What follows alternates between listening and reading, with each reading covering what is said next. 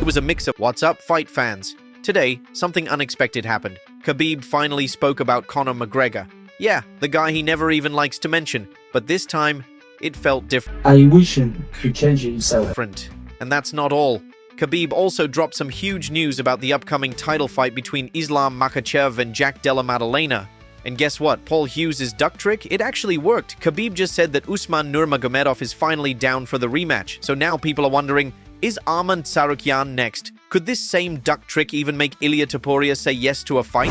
But Tsarukyan isn't just waiting anymore. He's going all out, throwing fiery insults at Ilia Topuria. Yeah, this is heating up fast. Let's break everything down one step at a time. Arman Tsarukyan figured something out, something hard. If people aren't talking about you, you basically don't exist. And right now, the UFC isn't helping move him forward. His opponents stay quiet. His name isn't getting any buzz. His career, it's just stuck. So now his only move left is to be loud, really loud. And wow, he brought the trash talk back hard. He recently called out Ilia Topuria for dodging a fight with him. He even pointed to a quote at the UFC Performance Institute that says fighters should be ready to fight anybody, anytime, anywhere.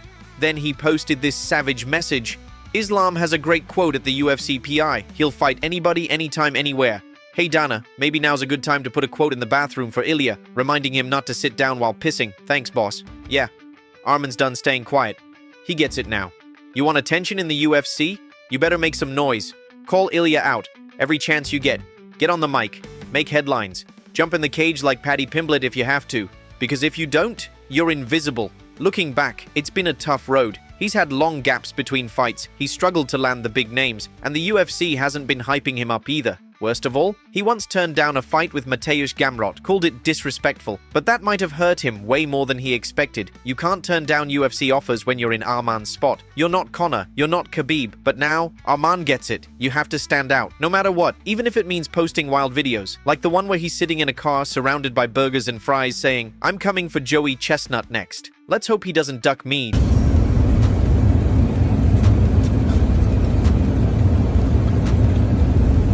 It was funny, but smart too, because in today's UFC, being respectful and quiet won't get you anywhere. If you want that title shot, you've got to shake things up. And Paul Hughes just proved that. When Usman Nurmagomedov kept dodging talks about a rematch, Hughes stopped playing nice. He showed up at PFL Belgium with a big bright yellow rubber duck, like Tom Aspinall did recently, and held it up right in front of the cameras. He wasn't subtle, he made it crystal clear. Usman was ducking him, and he wasn't afraid to shout it out loud. That moment, it blew up online. Then Hughes dropped a cryptic post on Instagram in October. It was a mix of highlights from their first brutal fight, and his knockout over Bruno Miranda. And it worked. Khabib finally confirmed what fans had been begging for. Paul Hughes versus Usman Nurmagomedov 2, and it's happening in Dubai. Their first fight back in January was a wild 5-round war. Super close, tons of tension, but politics and backstage delays kept the rematch from happening until Hughes forced it. But wait, Khabib had even more big news. He also leaked that Islam Makhachev is set to face Jack Della Maddalena next at Madison Square Garden. Here in New York.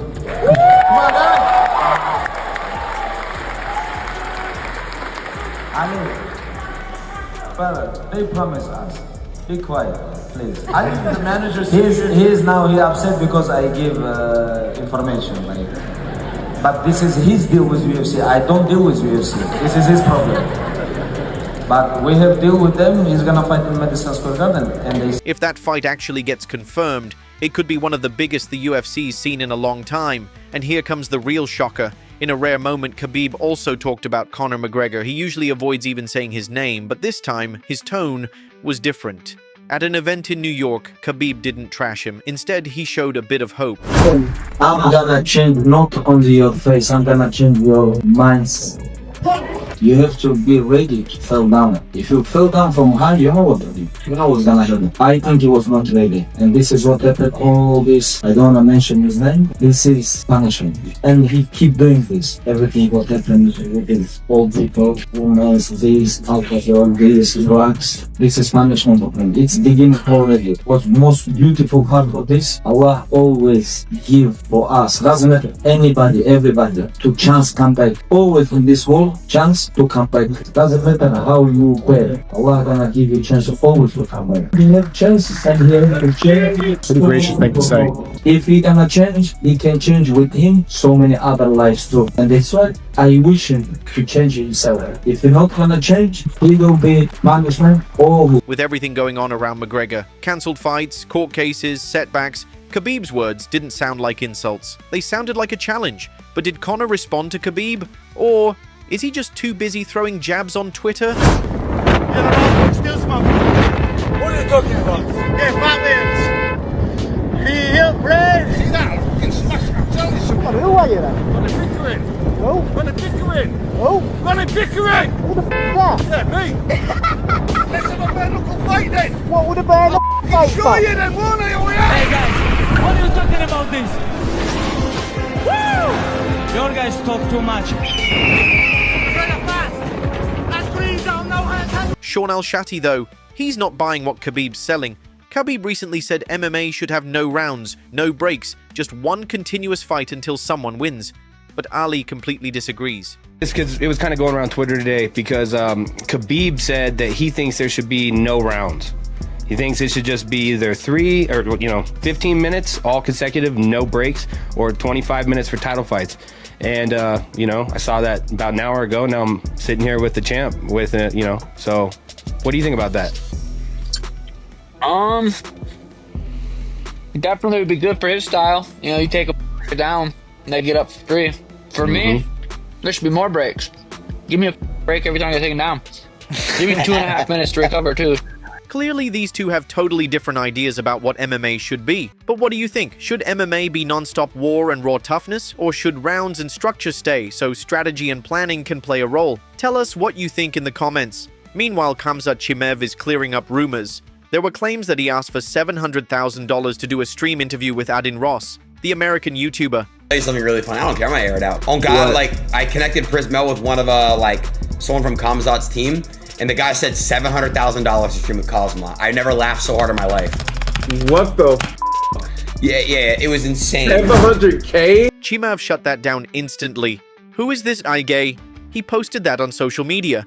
Then Adin Ross went live and explained everything. He said he talked to Ali Abdelaziz, Islam Makhachev's manager, and admitted he'd gotten it wrong. Ross said, "Today, Ali, Islam's manager, called me. He told me, I don't think you talked to Khamzat's real manager. Then he gave me the right number. So maybe we'll still make that stream happen." Hey, this guy asked if Russia have Wi-Fi. They got Wi-Fi out there. Everything what you find in US, they have. All right, so I'm gonna come down there, bro. Let's get some training in. Come soon because you think Russia is like village. No, Russia is all. Куда? Ты на железном канале?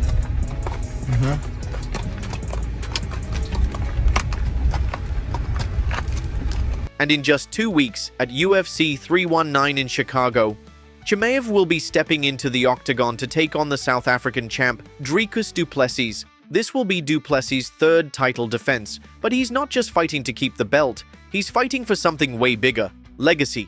He said he wants to be remembered as one of the greatest of all time. The greatest to ever do this. But Khamzat's next. Khamzat is next. I want to make sure that this belt, the middleweight title, that there's no question that I'm the... Yeah, this fight's going to be a war. Also, we've been sharing a lot of updates lately about Ben Askren, and a lot of you have shown real love and concern for him. Well, we've got some good news. Ben just shared a new update on his health. In a recent post, he looked healthier, more energetic, and just more like the old Ben again, with that classic Askren charm. What's up, guys? I believe this is update number 8. Yeah, I'm still in the effing hospital. Came on Monday for a checkup. They said something was infected, and now it's kind of just been thing after thing after thing. And so you don't have the totally Stockdale paradox and just, I'm gonna be out of here sometime. I just don't know what it is. So I had to just tell myself that, tell myself to be patient, and not get too frustrated. And the topic I want to talk about today, besides that, would be pride, right? And so, man, this has been a really, really humbling experience.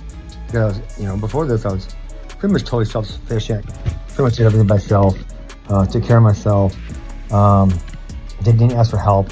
But man, when you can't, right away when I couldn't walk and talk, I didn't know how to, yeah, I asked for help, right? And even now, especially when I'm at home, got to keep asking for help because I can't do much myself at all. So that was kind of humbling, and it was good. And then, you know, the way I see pride or ego, they hold so many people back in life. The biggest thing I can relate in wrestling to it is there's certain kids that have too much pride and they're unwilling to admit what their bigger problem is, right? And so if I can tell a kid, hey, this is your problem, and they don't have ego, they'll work to solve that problem because they trust me and I have the best interest in mind, and I'm their coach, right? And if they have too much pride, they're always going to make an excuse for why that big problem is really the problem, right? Like if their cardio sucks, they're not tough enough, they're going to sometimes say, oh, I just had a bad day, I was tired, I didn't sleep well, you know, make excuses like this versus solving the real problem. And that same kind of thing happens in regular life also, is people with too much pride don't want to admit what their bigger problem is. A lot of times they don't want to admit they have a problem at all, but to outside looking in people, it's obvious they have some issues, and if you acknowledge what your problem is, you can solve your problem. But if you're unwilling to acknowledge you have a problem, you literally can't solve it. You can't do it, right? You have to acknowledge the problem before you can solve the problem.